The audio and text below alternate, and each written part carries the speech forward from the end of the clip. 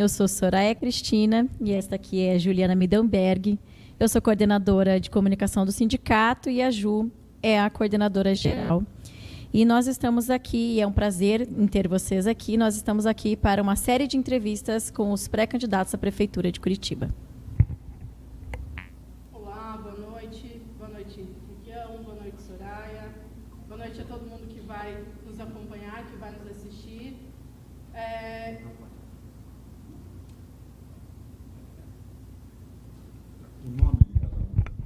Eu sou a Juliana, ela é a Soraya.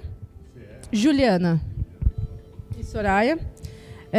Em abril desse ano, nós lançamos a nossa campanha de lutas, que se chama Curitiba de Verdade, e que é Curitiba de Verdade, a cidade além das promessas.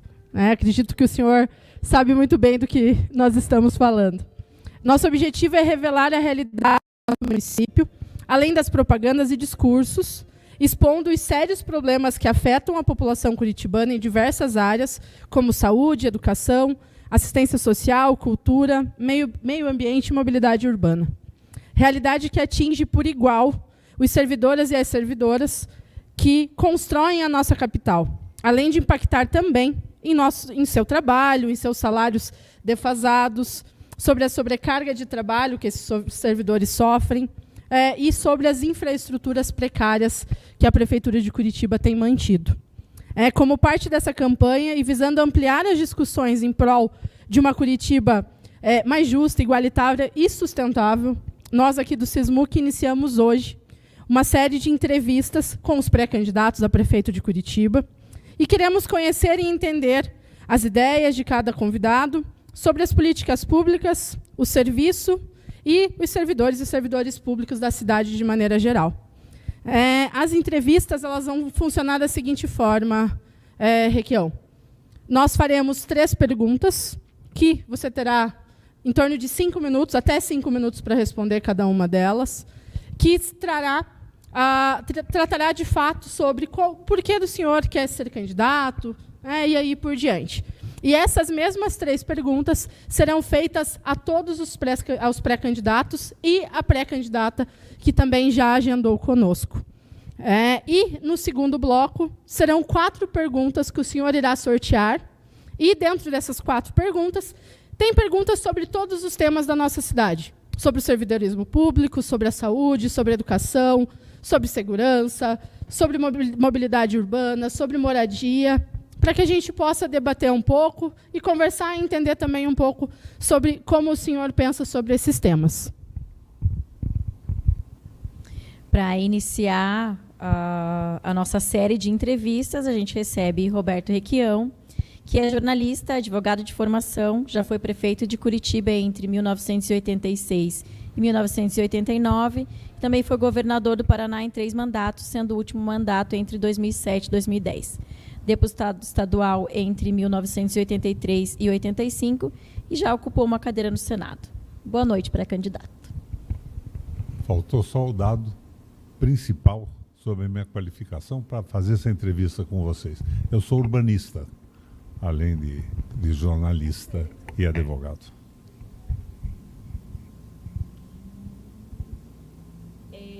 Requião, por que você é pré-candidato à Prefeitura de Curitiba? Sou curitibano. Eu fui prefeito da cidade. Na época que eu fui prefeito, o Datafolha, que não era meu partidário, da Folha de São Paulo, um jornal mais à direita do que as minhas posições, me considerou o melhor prefeito do Brasil. Eu fiz uma administração municipal para as pessoas. Não me preocupei com a fantasia, os negócios, as ilusões. E eu verifiquei, pelos candidatos apresentados até agora, que não tinham qualificação, não tinham interesse, não tinham propostas para Curitiba, era uma coisa vazia. Eu quero ser prefeito, porque eu sou neto do fulano. Então eu entrei e a minha intenção inicial era levantar o nível do debate sobre a Prefeitura de Curitiba. E pelo fato de eu ter sido prefeito, conhecer bem a estrutura da prefeitura, da administração pública e ter certeza que eu podia fazer uma administração excelente do ponto de vista da população.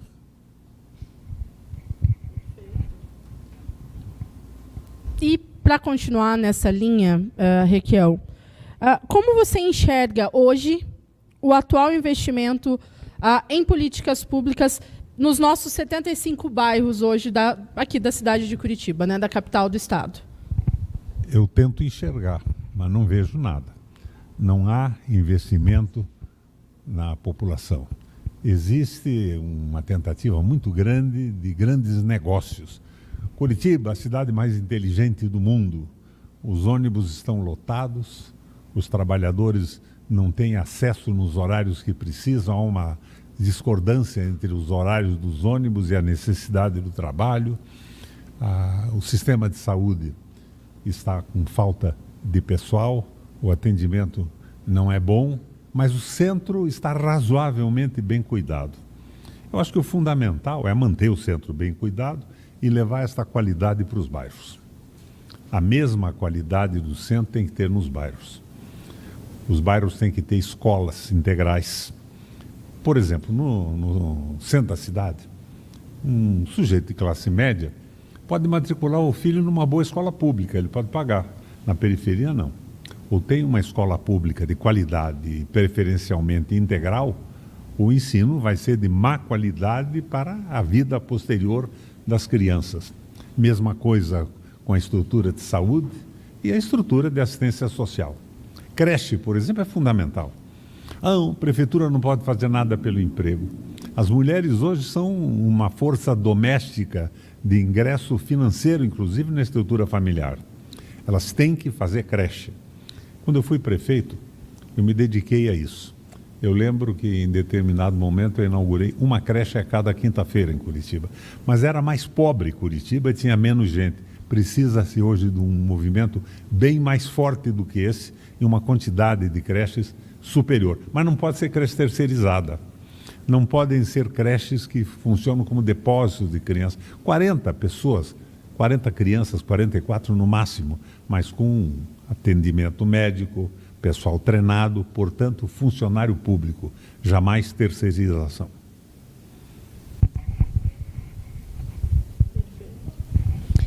Requião, qual é o seu olhar para o servidor público? Se pergunta qual é o meu olhar. O servidor público tem uma responsabilidade com a sociedade inteira. Ele deve ter as garantias que foram conquistadas ao longo do tempo, garantia de aposentadoria, salário decente, e deve ser cobrado numa função que ele tem responsabilidade com o conjunto da sociedade. Eu fui um prefeito e um governador notadamente favorável ao funcionalismo, mas eu não fui frouxo. Eu nunca dei moleza a quem não queria trabalhar.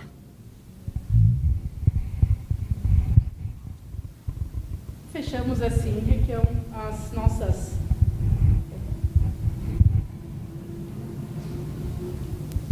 A gente fecha assim, essas 3 perguntas que serão para todos os pré-candidatos e vamos ao sorteio das 4 perguntas.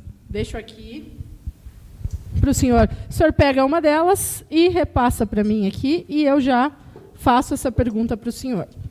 Vamos lá. Dentro das nossas 24 perguntas que temos aqui, temos a pergunta número 12.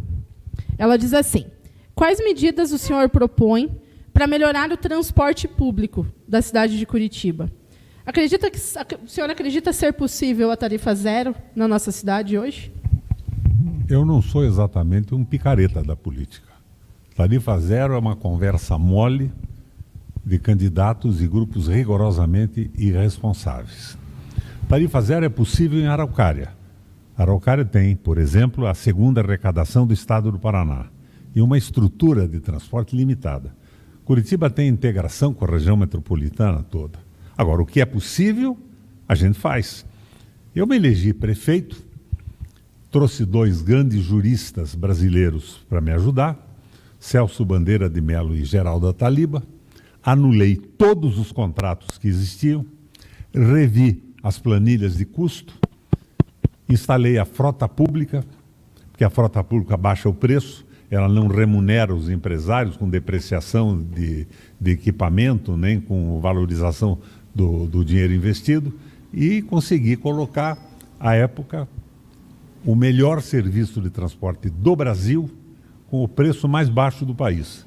E aqui faço uma homenagem ao pessoal que me antecedeu, o Rafael Deli, que montou tecnicamente o sistema de transporte de Curitiba. Era muito bom o sistema instalado em Curitiba, com a comando do Rafael, que trabalhava com o Lerner naquela época. E eu criei a moeda e a tarifa única para dar velocidade ao embarque. Então tivemos um sistema excepcional. Eu acho que temos que fazer isso de novo. E temos que acabar de vez com essa conversa mole de metrô, com essa conversa de ônibus elétrico, quando falta ônibus para o sujeito sair de casa para o trabalho, do trabalho para casa. O ônibus é lotado, na hora que precisa ele vem superlotado. Eu estabeleci o pagamento para os empresários por quilômetro rodado. Eu acho que eu preferia um transporte absolutamente público. Hoje eu faria mais ou menos o que eu fiz lá atrás. Frota pública e operação privada. Porque uma mudança rápida de operação num período de 4 anos no governo pode se transformar numa grande confusão. Mas teríamos um transporte à altura da população, sem as fantasias. Para que ônibus elétrico? O que interessa para um trabalhador que não tem ônibus, que vai num ônibus lotado, ter um magnífico ônibus elétrico que custou uma verdadeira fortuna? Vocês lembram daquele avião supersônico, o Caravelle? Ele era uma verdadeira maravilha. Ele voava a 2.400 km por hora, duplamente a velocidade do som. Mas o custo operacional dele, o custo de fabricação era uma coisa tão grande que só milionários podiam pagar a passagem. Ele funcionou 2 ou 3 anos e foi retirado do ar e não mais foi fabricado no mundo. Então nós temos que acabar com a fantasia e atender à necessidade objetiva da população. Se amanhã ou depois o sistema modal de energia mudar, as cidades terão outros combustíveis, inclusive o elétrico. Mas hoje isso é uma negociata, é uma fantasia.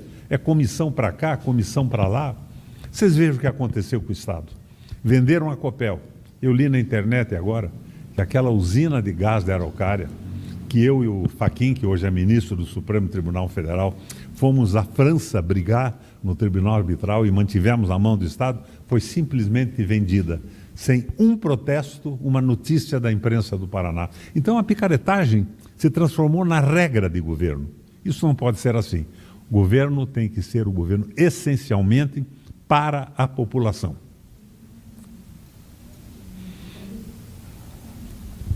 Então, agora nós vamos sortear a segunda pergunta, só lembrando que as 17 perguntas, as 24 perguntas que estão dentro desta urna, elas permanecerão ali e serão sorteadas por cada pré-candidato que vem aqui.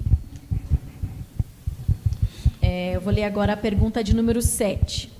Quais medidas podem ser tomadas para aumentar a transparência na divulgação de dados que são do interesse público, como o número da fila atualizada de crianças que aguardam vagas em CMEIs, o número da central de leitos, de filas para cirurgias e de atendimento nas especialidades médicas e odontológicas? Eu acho que, no caso da odontologia da medicina, a informatização já é básica e necessária. Você não pode dispensar o sistema de internet para marcar uma consulta, senão fica fabricando filas absolutamente impossíveis de serem praticadas e desnecessárias. E a abertura total da prefeitura. Eu, por exemplo, gostaria de ver, até nas informações abertas, quanto gasta um prefeito no almoço e no jantar. Parece que o nosso prefeito gasta uma fortuna, se alimenta muito bem. E hoje nós não temos, né? Até aprovado pela própria Câmara Municipal de Curitiba, as vagas, por exemplo, em CMEIs hoje, elas são restritas, ninguém tem acesso. Né? Assim como nós sabemos que hoje a fila para fono, né, para a especialidade de fonoaudiologia, está em mais de 2.000 pessoas. Mas ninguém sabe onde eu estou na fila, quando vai abrir, quando não vai abrir, quem são as pessoas, se tal pessoa, fulano que estava na fila faleceu ou conseguiu de outra maneira, ninguém tem acesso.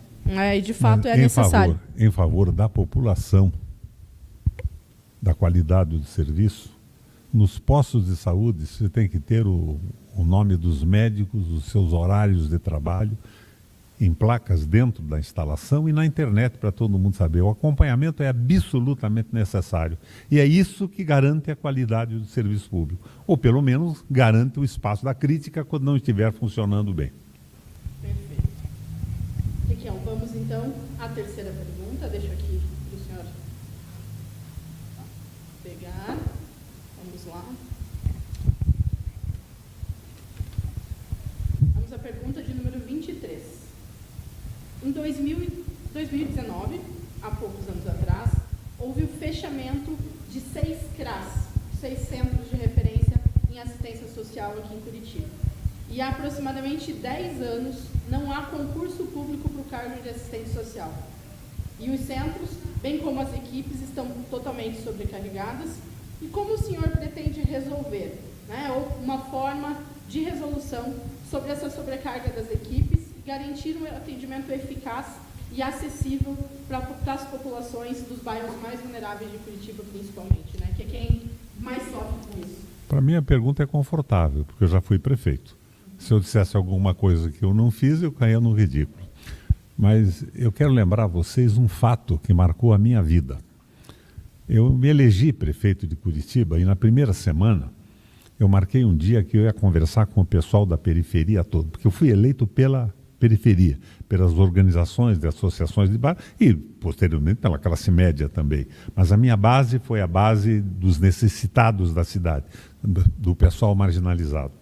E o meu chefe de gabinete, que era o Milton Boabce, em determinado momento me diz: Requião, tem um pastor aí que quer conversar com o senhor. Eu disse: mas ele não se inscreveu? Eu disse: não, ele chegou agora. O que é que eu faço? Se deixa ele para o fim da fila. Fim da fila eu atendo. E a fila foi longe. Lá pelas 7h30 da noite, o pastor estava há mais de 5 horas sentado na sala de espera. E o Milton disse: Requião, o pastor está aí ainda. Eu disse: manda entrar. Eu atendi ele naquele gabinete que tinha sido Lerner. Uma maravilha. Tapetes grossos assim. Uma mesa oval que era um verdadeiro luxo. O pastor entrou e eu disse a ele: pastor, é um prazer recebê-lo. No que eu posso atendê-lo? Ele me olhou e disse: prefeito, eu não vim lhe pedir nada aqui não. Disse: então, a que eu devo a honra da sua visita? E ele me respondeu: eu fiquei encantado com uma proposta do início do seu governo. Disse: com o que, pastor? Eu fiquei encantado com a Soma, a escola de atendimento dos meninos e meninas de rua de Curitiba. Ah, que bom, o senhor gostou muito disso? Sim. E eu verifiquei que o senhor assumiu a prefeitura e a prefeitura está sem condições financeiras para começar essa obra. O senhor tem que equilibrar as finanças da prefeitura. Disse: exatamente, pastor. Daí ele me olhou de novo e disse: prefeito, eu sou o pastor Paulo Pimentel, presidente da Assembleia de Deus. Eu vim aqui lhe dizer que nós estamos dispostos a lhe oferecer em doação todo o material para começar a obra. Comecei a obra numa semana. Esse sujeito foi maravilhoso. Agora, eu saí da prefeitura e fecharam a Soma. Depois, como governador, eu fiz mais algumas no interior. É fundamental isso. Assistência social, você fala. Eu falo da creche para a mulher poder trabalhar, mas com atendimento decente para o filho. Então, nós temos que multiplicar isso, porque esta é a prefeitura que atende o povo que mais precisa. Não tenho dúvida alguma disso. E concurso público, formação profissional e uma cobrança dura dos funcionários também. Não é uma brincadeira, é um emprego de verdade.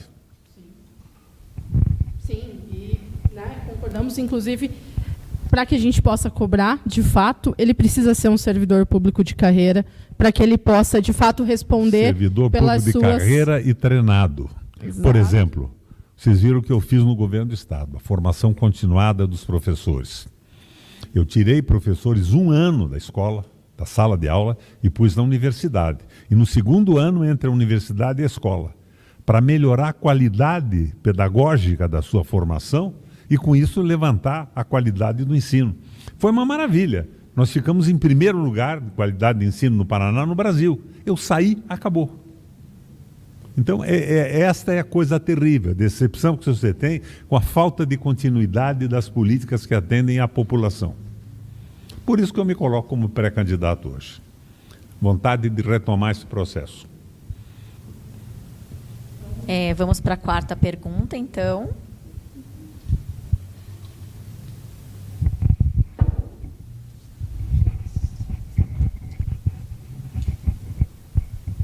Nós vamos fazer a pergunta de número 11. Caso a sua candidatura se confirme e o senhor seja eleito, como pretende fortalecer o diálogo entre a administração municipal e os sindicatos que representam os servidores públicos? Esse diálogo é necessário, não significa subserviência. Eu tenho uma visão muito clara. Eu fui advogado trabalhista há muito tempo e eu entrei na política com vontade de transformar o mundo. Não entrei para fazer negócio, nem a servir a interesses econômicos. O sindicato é fundamental. Ele é corporativo. Ele reclama melhorias para o funcionalismo. Mas a gente tem que levar em conta também o interesse social. A politização do sindicato, a consciência que ultrapassa a visão corporativa, é muito importante. Então, eu acho que desta forma, o meu comportamento vai ser o mesmo. Pergunta aos funcionários públicos do Paraná qual foi o único governador que conversou com eles. E isto não significa que eu cedi no que não era possível, mas significa que nós estabelecemos um bom diálogo. Vou dar um exemplo para vocês. Eu assumi o governo do Estado e as universidades estavam numa anarquia absoluta.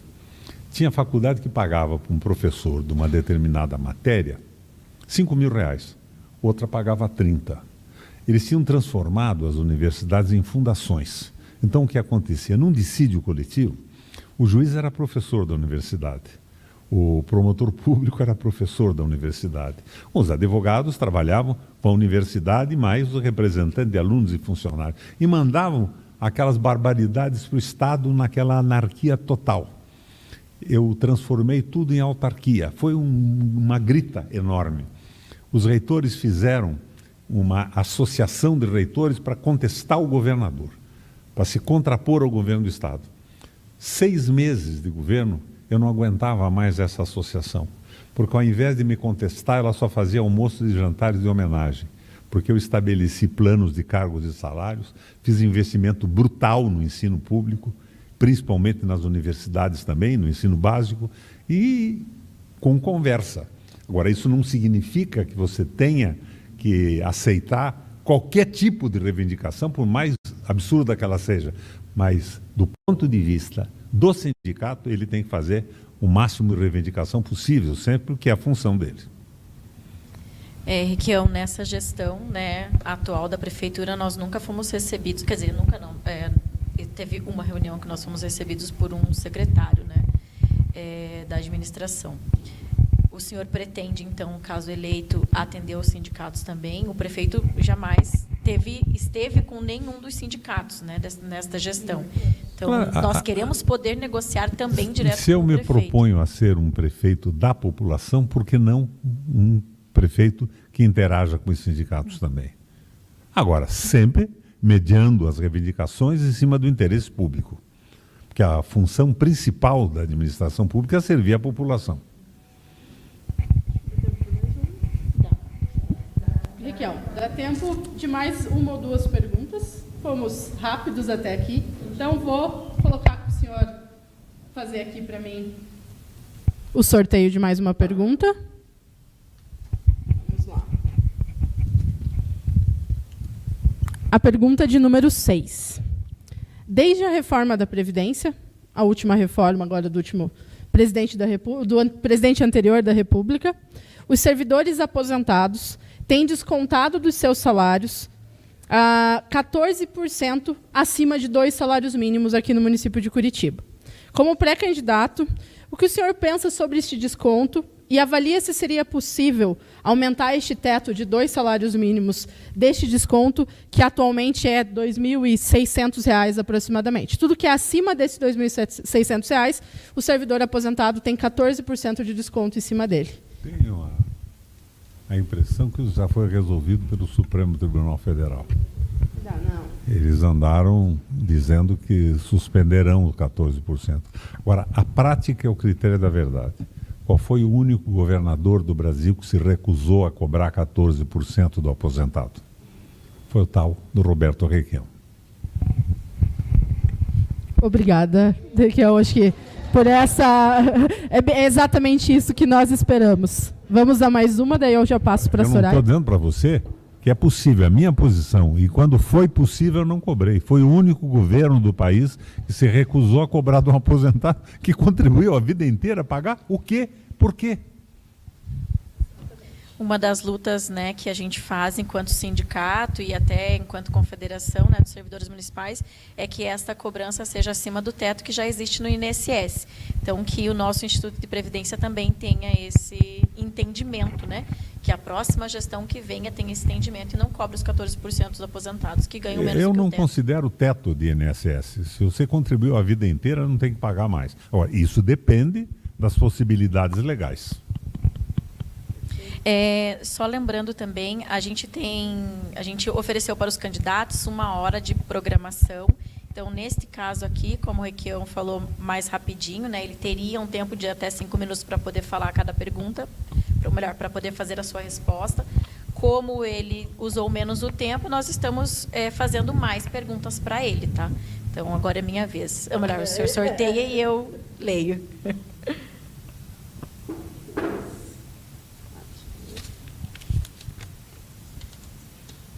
Essa é a pergunta de número 22. Caso sua candidatura se confirme e o senhor seja eleito, quais são as suas propostas para descentralizar as ações culturais, garantindo que os bairros periféricos de Curitiba recebam o mesmo nível de investimento e oportunidades culturais que o centro da cidade? É o que eu já fiz na cidade. Eu descentralizei o processo todo. Eu criei, inclusive, as administrações regionais. Eu chamava, me referindo ao modelo português, de freguesias, para que a população tivesse um acesso rápido e uma resposta rápida às suas reivindicações.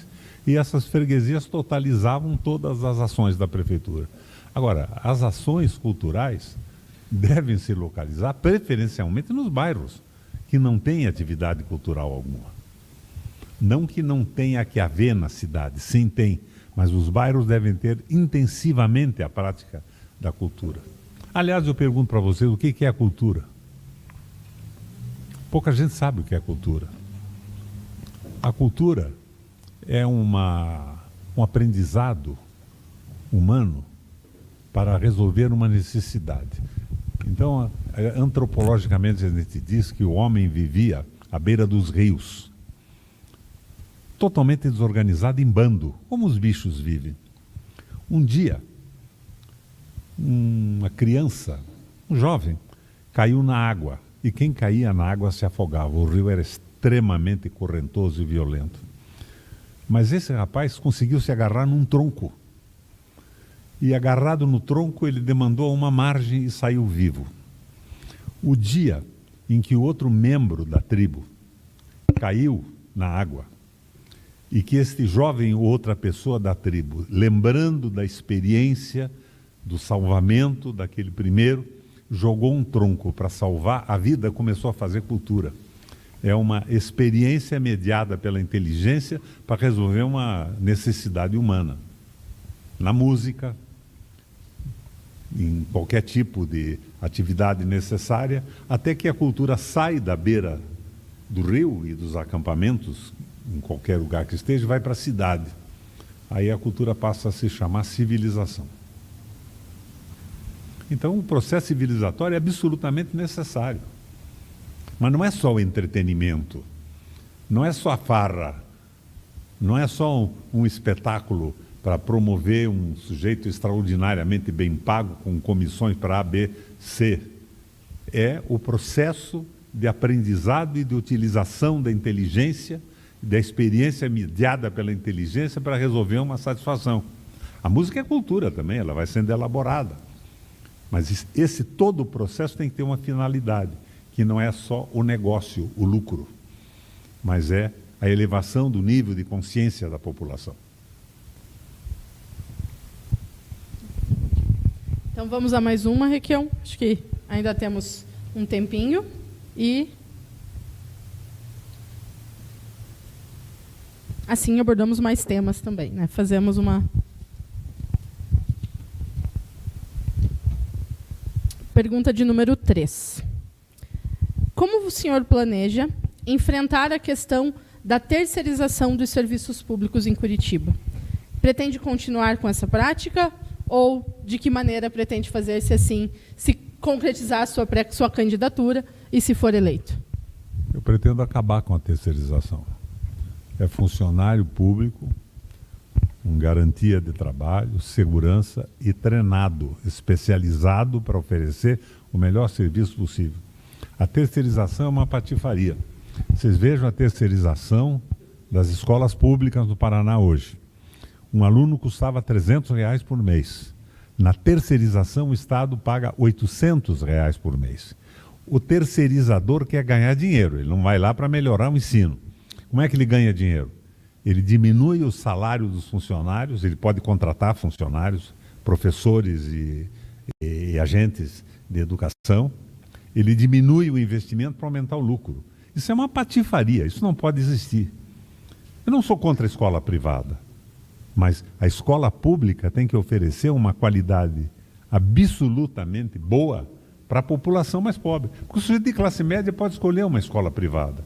Às vezes ela até diversifica na pedagogia, na didática, pode ser bom, mas o grosso da população, a cidadania, precisa de uma escola pública. E a terceirização é um absurdo. Vou dar um exemplo para vocês. Eu me elegi governador. Cheguei no Palácio e descobri que tinha um departamento de manutenção de elevadores. O Palácio Iguaçu tinha 3 ou 4 elevadores. E tinha um departamento. Esse departamento tinha um monte de gente lá. Tinha diretor, subdiretor, funcionário disso, funcionário daquilo. E eu olhei, disse, para que isso? Eu privatizei. Eu peguei esse pessoal todo, transferi, botei para trabalhar e contratei um serviço de manutenção dos 3 ou 4 elevadores, porque não tinha sentido neste caso. Mas quando é um serviço essencial, que faz parte da função do Estado, não pode ser privatizado de forma alguma. Tem que ser público e tem que ter um pessoal treinado, capacitado. Isso está acontecendo ao contrário no Brasil hoje. Você está vendo que até o Banco Central está independente e servindo ao capital financeiro e não ao país mais. E aqui no Paraná já venderam a Copel. E por incrível que pareça, estão vendendo a Sanepar. O Rato está vendendo a Sanepar? Não, o Lula, através do BNDES, está vendendo a Sanepar com o tal do PPI. É uma desordem total dessa frente, que era a frente da esperança e que me causa alguma desesperança hoje. Na verdade, a terceirização em Curitiba, a gente pode citar um exemplo que, quando o senhor foi governador, foi prefeito de Curitiba, a alimentação nas escolas, nos CMEs das crianças, eram feitas pelas cozinheiras, que era assim, ainda existem algumas cozinheiras daquele período, mas que eram servidoras de carreira na prefeitura, são, até hoje, tem muitas que não se aposentaram ainda, mas foi uma carreira em extinção, porque as prefeituras que sucederam a sua terceirizaram esse serviço. Então, hoje, toda a alimentação que vai para todo o canto da Prefeitura de Curitiba hoje é terceirizada. E essa terceirização acaba financiando a campanha do prefeito candidato. É a patifaria explícita. E cai, sem sombra de dúvida, a qualidade da alimentação. Com certeza. Sim, caiu. E cai a cada ano.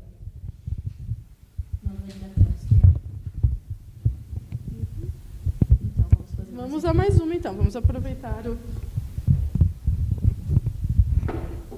pré-candidato aqui. Essa é a pergunta de número 24. Um levantamento feito pelo Sismuc mostra que nos últimos 13 anos foram construídos apenas 29 CMEs e apenas 29 CMEs em 13 anos. E apenas um na gestão do Rafael Greca. Além da construção de novas unidades educacionais, quais estratégias você acredita que poderiam reduzir ou até mesmo eliminar a fila de espera? Os meios de comunicação e a Câmara Municipal dizem que essa fila de espera das crianças de 0 a 3 anos, ela chega a 10.900 crianças. Eu cheguei a experimentar os centros da juventude. Eram uma espécie de clubes muito bons, com piscinas, canchas, professores, médicos e tudo mais. A gente tem que avançar nesse sentido. numa crise econômica como nós vivemos, o atendimento às crianças é absolutamente fundamental. Então, na mesma linha das creches, tem que fazer tudo o que for possível. E cá entre nós, rapidamente, porque 4 anos de governo é muito pouco. Vamos usar mais uma aqui. Pré-candidato, por favor.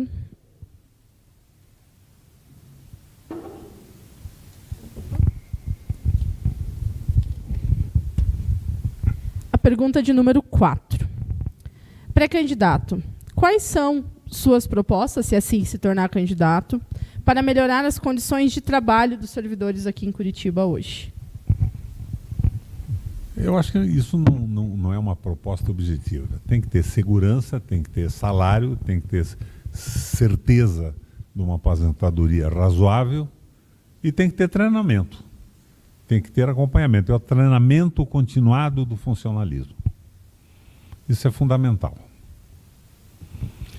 E não é só a melhoria das condições de trabalho, é a melhoria do atendimento para a população, que é fundamental também.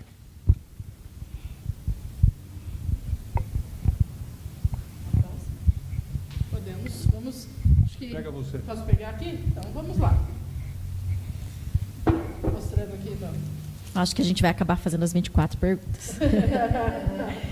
Número 18. Como garantir que a lei da hora-atividade, que é o tempo que a gente tem de planejamento na educação, seja efetivamente cumprido?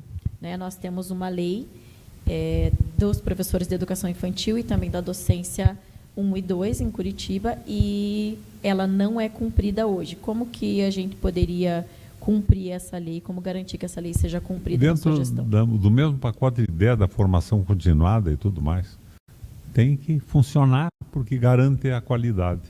Não só a tranquilidade, mas o enriquecimento do processo pedagógico no professor. Porque esse desespero de ficar na sala de aula há 20 anos tira qualquer possibilidade de renovação de conhecimento. Por isso eu criei a formação continuada. Eu acho que a formação continuada é a minha palavra mestra em relação à educação pública da capital. Essa é uma pauta recorrente dos professores de educação infantil, que é aqueles atendidos pelo SISMUC, porque desde 2007 existe a lei e nós, né, sofremos com a falta do cumprimento dela.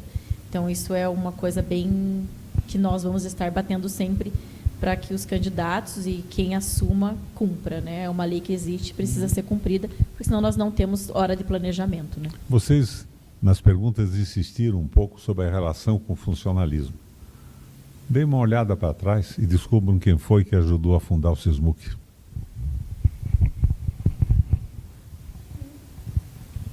Então é isso. A gente agradece a presença do Roberto Requião. Muito obrigado por ter estado aqui.